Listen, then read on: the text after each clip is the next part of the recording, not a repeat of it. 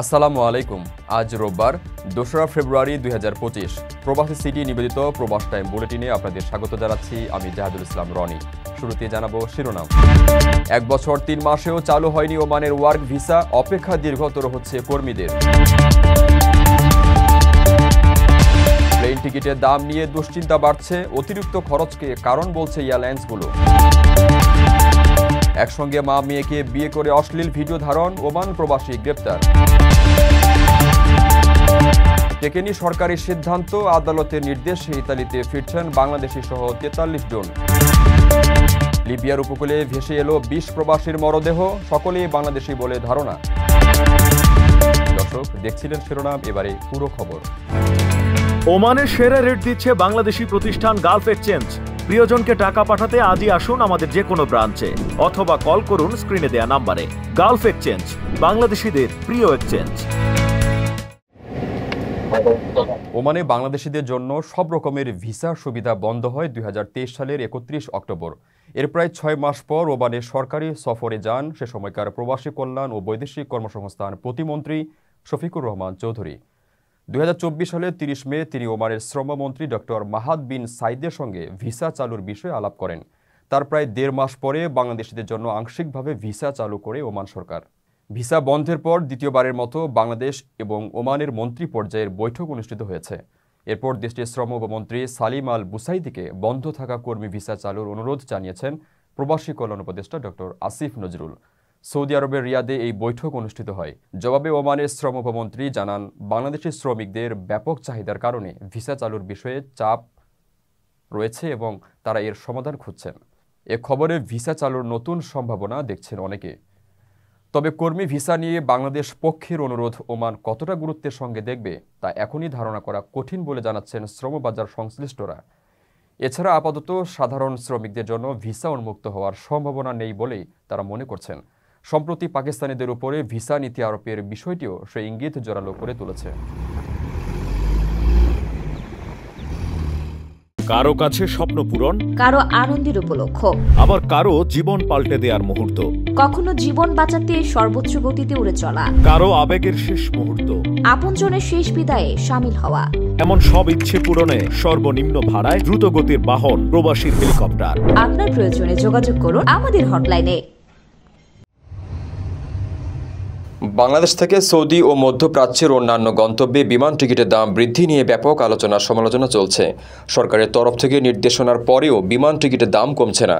এতে ক্ষোভ প্রকাশ করেছেন বিদেশগামী কর্মী ও প্রবাসীরা।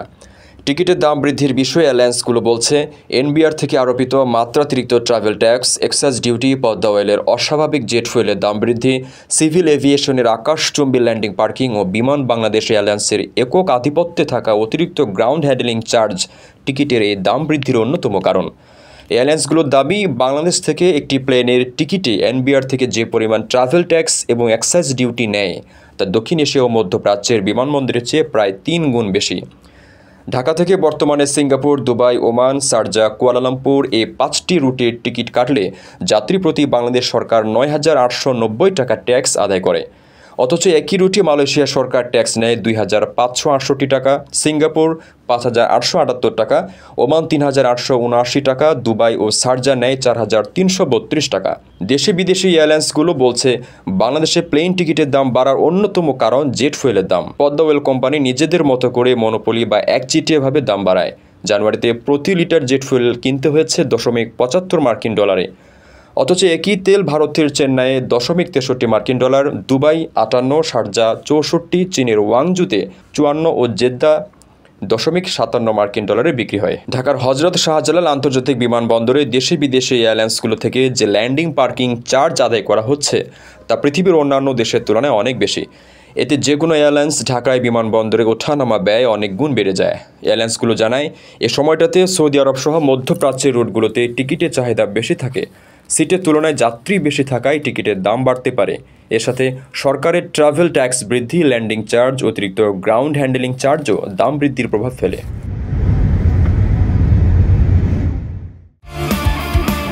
স্পোর্টসের সকল ধরনের কাস্টমাইজ আইটেম ও কোম্পানি ব্র্যান্ডিং যুক্ত পোশাক মিলছে এখন ওমানের বাংলাদেশি প্রতিষ্ঠান শারুতে।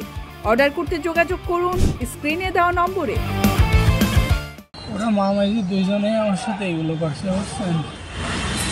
মানিকগঞ্জে মা ও মেয়েকে বিয়ের পর অন্তরঙ্গ মুহূর্তের ছবি ও ভিডিও ছড়িয়ে দেওয়ার অভিযোগে জামাল শেখ নামে এক ওমান প্রবাসী যুবককে গ্রেপ্তার করেছে পুলিশ।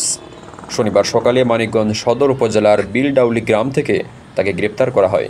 অভিযোগে বলা হয় 2013 সালে ওই মেয়ের মাকে বিয়ে করেন জামাল শেখ। এরপর মা ভাই বোনকে নিয়ে জামাল শেখের সঙ্গে বসবাস করতে থাকেন তারা। এক পর্যায়ে জামাল মোবাইল ফোনে ওই তরুণীর গোসলের গোপনে ছবি ও ভিডিও ধারণ করেন। কিছুদিন পর অভিযুক্ত জামাল ওই তরুণীকে বিয়ের প্রস্তাব দেন, না হলে ছবি ও ভিডিও ফেসবুকে ছড়িয়ে দেওয়ার হুমকি দেন। পরে আদালতে গিয়ে এক আইনজীবীর মাধ্যমে ওই তরুণীকে বিবাহ করতে বাধ্য করেন জামাল। এর কিছুদিন পর 2022 সালে তিনি ওমানে চলে যান। ভুক্তভোগী তরুণী জানান, জামাল শেখ 2023 সালে দেশে ফিরে এসে তার সঙ্গে ঘর সংসার করতে থাকে। এ সময় সে তাদের স্বামী স্ত্রী মেলামেশার অসংখ্য ভিডিও গোপনে ধারণ করে। বিষয়টি বুঝতে পেরে ওই তরুণী বাবার বাড়ি চলে যায়। এরপর গত বছরের 21 এপ্রিল আইনজীবীর মাধ্যমে জামাল শেখকে তালাক দেন। গত বছরের 1 মে মানিকগঞ্জের সাটুরি উপজেলার এক যুবকের সঙ্গে বিয়ে হয় ওই তরুণীর। বিয়ের পর জামাল শেখ ক্ষিপ্ত হয়ে তাদের অন্তরঙ্গ মুহূর্তের ছবি ও ভিডিও তার স্বামী ও তার পরিবারের সদস্যদের মোবাইলে পাঠিয়ে দেয়। এরপর ওই তরুণী বাদী হয়ে মানিকগঞ্জের সদর থানায় পর্নোগ্রাফি আইনে মামলা করেন। মানিকগঞ্জ সদর থানা পুলিশ জানায়, ভুক্তভোগী তরুণীর অভিযোগের প্রেক্ষিতে পর্নোগ্রাফি আইনে মামলা রুজু করা হয়েছে। আসামিকে গ্রেফতারের পর আইনি প্রক্রিয়া চলছে। আমার ওয়াইফের আগের ঘরের বাচ্চা। আপনার ওয়াইফের আগের ঘরের বাচ্চা। আপনার বিবেক কাজ করে নাই ভাই? ওরা মামাজি দুইজনেই আমার সাথে এগুলো করছে, বুঝছেন। আমি সম্পূর্ণ দোষ হয়েছে আমার। বিদেশ থেকে প্রিয়জনকে উপহার পাঠান প্রবাসী শপের মাধ্যমে। যোগাযোগ করুন স্ক্রিনে দেওয়া নম্বরে।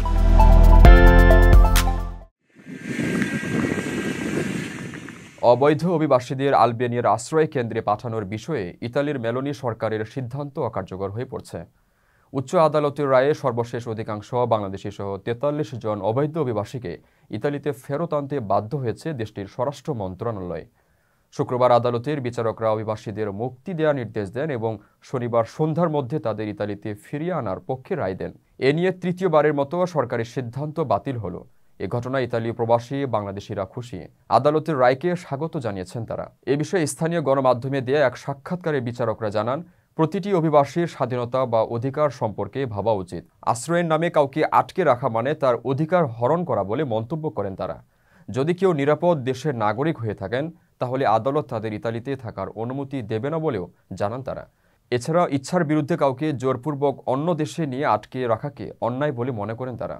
ইতালিতে ফিরিয়ে আনা 43 অভিবাসী প্রত্যাশীর ব্যাপারে সরকার পরবর্তী সিদ্ধান্ত নেবে। আর এ রায়ের বিপক্ষে আপিল করা হবে কিনা তা নিয়েও কিছু জানা যায়নি।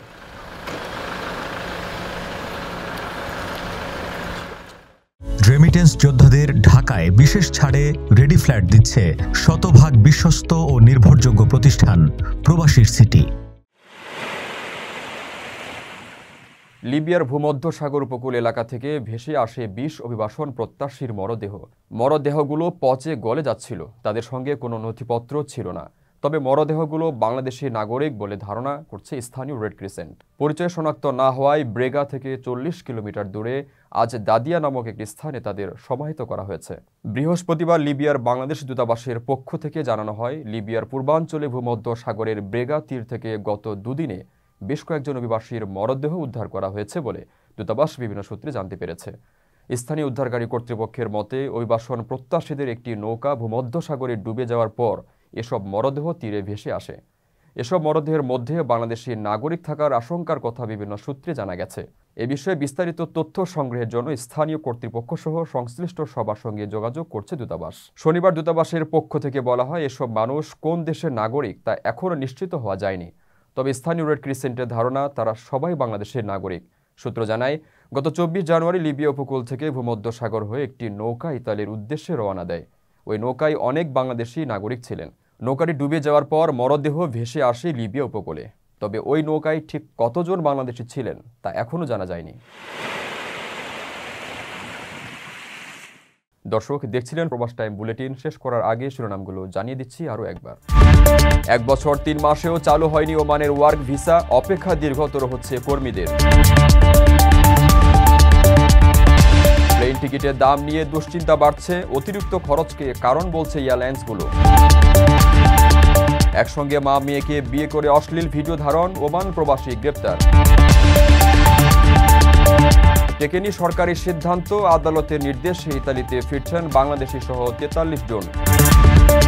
লিবিয়ার উপকূলে ভেসে এলো 20 প্রবাসীর মরদেহ, সকলেই বাংলাদেশি বলে ধারণা। এই ছিল প্রবাস টাইম বুলেটিনের আজকের আয়োজনে। প্রবাসের সর্বশেষ সংবাদ পেতে ভিজিট করুন www.probastime.net। সাবস্ক্রাইব করুন আমাদের ইউটিউব চ্যানেল এবং চোখ রাখুন ফেসবুক পেজে। পরবর্তী বুলেটিন দেখার আমন্ত্রণ জানিয়ে আজকের মতো বিদায় নিচ্ছি আমি জাহাদুল ইসলাম রনি। সেই পর্যন্ত সবাই ভালো থাকবেন এবং নিরাপদে থাকবেন। আল্লাহ হাফেজ।